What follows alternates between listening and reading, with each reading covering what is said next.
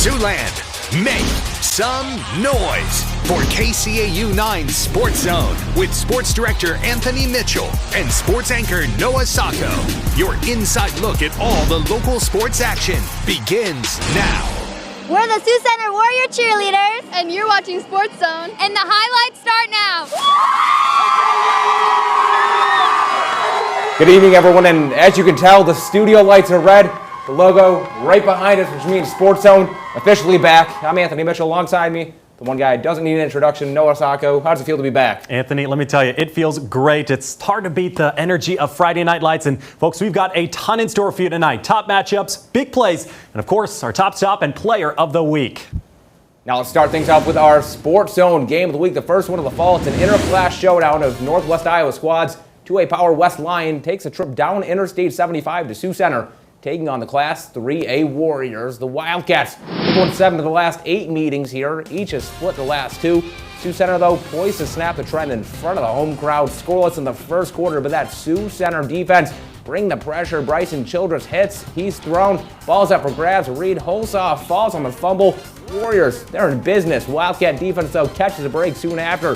Van Regenmorter's pass just a bit low for Sawyer Hetbrink. Turnover on downs. Now to the second quarter, still scoreless. Defense continuing the theme. Isaiah Ellis breaking up that deep ball downfield to force fourth down.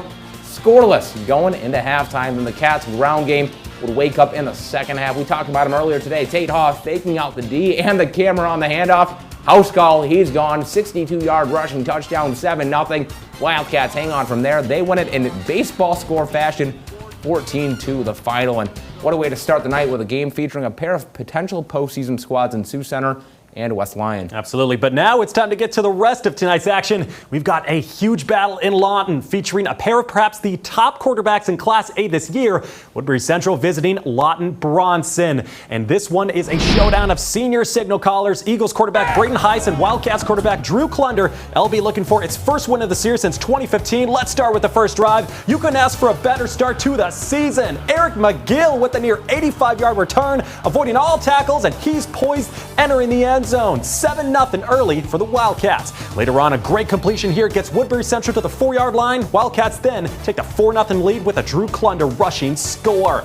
Eagles would get that offense going in style, though. Staying in the first quarter, look at Loudon Grimsley dodging those tacklers, and he is off to the races. Grimsley showing off the speed, making a 52-yard house call. That cuts the deficit to 8 points, but it's the Wildcats winning a thriller to open the season, 27-24, the final. Moving over to the metro area, Sergeant Bluff Luton hosting Lamar's. Bulldogs snapped its 7-game losing streak to the Warriors last season. Road team up 14-0. Lamar's going for the field goal. Giovanni Cabongo skies it through the uprights right there. 45-yard field goal breaks the school record. Bulldogs take a 7-point lead heading into halftime. This one quickly turning into a defensive battle. Home team shutting down Lamar's to keep them in the game in the third quarter. Nice stand there by the home team. The Bulldogs responding with an even bigger stop. Lamar's forced the fumble. It's a scoop and score for Bo Waddle. Lamar goes on to win it, 41-13. Now to Memorial Field. Bishop Heelan kicking off their year hosting Kemper Catholic. Crusaders beginning their 75th years of program. We start in the third quarter. Kemper ball. Kemper's quarterback throws short, and Heelan is there to intercept it, running it back to the 10-yard line. Now jumping to the fourth. Kemper's ball again on the 20. Their quarterback throws, and Heelan is there to intercept it. He takes it all the way back. Pick 6, but hold on. There looks like a flag. This one may be coming back. Soon after, Heelan's ball drops back in trouble, throws it to the Heelan 3-yard line, and he takes it into the end zone for the game winner. That's right, game winner, as Heelan wins in a thriller 22-19 dramatic win. Another team that moved class is Sioux City West, playing its first game of the season as a member of Class 4A, welcoming Council Bluffs Lincoln at Elwood Olson Stadium.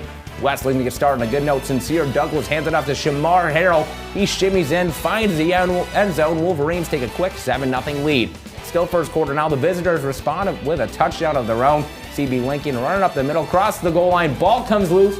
But don't worry, the rest call it a touchdown. 7-7 tie game. Last minutes in the first quarter. Lincoln's ball midfield. Quarterback throws it deep. Number 22 catches it wide open, runs it in for the touchdown. Council Bluffs Abraham Lincoln defeats Sioux City West 28-13.